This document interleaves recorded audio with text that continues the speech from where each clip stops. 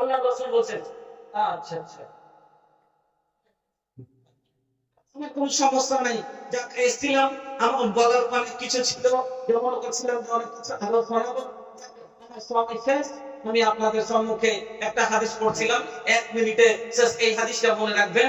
আল্লাহ রাসূল বলেন, মা মিন ইয়াউমিন ইসতাহুল ইবাদু ফীহি ইল্লা ওয়া মালাকানি ইয়ানজিলানি ফায়াকুলু আহাদুহুমা আল্লাহুম্মা আতি মুনফিকান খালাফা ওয়া ইয়াকুলু আল-আখারু আল্লাহুম্মা সকালে বান্দা যখন সকাল করে, আকাশ থেকে জমিনে দুজন ফেরেশতা নেমে আসেন। দুইজনের মধ্যে থেকে একজন বলেন, আল্লাহুম্মা আতি মুনফিকান খালাফা, যারা তোমার পথে খরচ করে আল্লাহ তাদের মালকে তুমি বাড়াই দাও। ওয়া ইয়াকুলু আল-আখারু, ফেরেশতাটা বলেন, আল্লাহুম্মা আতি মুনফিকান খালাফা, এই আল্লাহ যারা তোমার পথে ব্যয় করে না, খরচ করে না, তাদের মালকে তুমি ধ্বংস করে দাও। আমি আপনাদের বলবো, ফেরেশতার বদদুয়া দিবেন না। ফেরেশতার বদদুয়া এখানে না দিয়ে খায়রাত না করে বাড়িতে অভাব ঢুকে যাবে। ফেরেশতার নেক দোয়া নিয়ে যায়, বাড়িতে কোনদিন অভাব ঢুকবে না, বাড়ির বরকত কোনদিন যাবে না।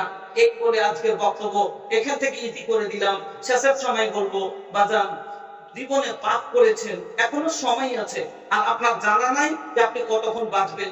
এজন্য প্রত্যেক মুহূর্তটাকে শেষ মুহূর্ত মনে করে তওবা করে নেন।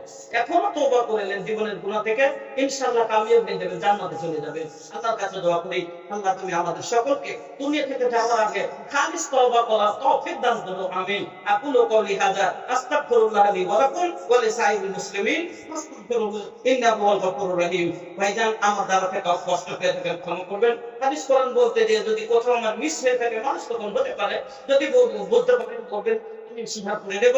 দোয়ার আশায় একটু বিদায় নিচ্ছি। আসসালামু আলাইকুম ওয়া রাহমাতুল্লাহি ওয়া বারাকাতুহু।